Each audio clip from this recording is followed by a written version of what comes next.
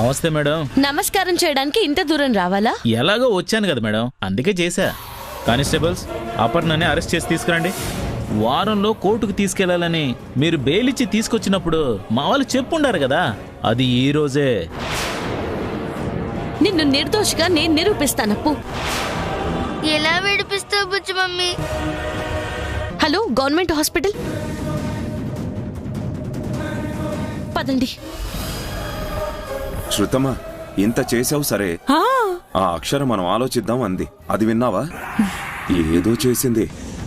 ఏం చేసావు శృతి? అలా కారు బ్రేక్ ఫెయిల్ చేశాను.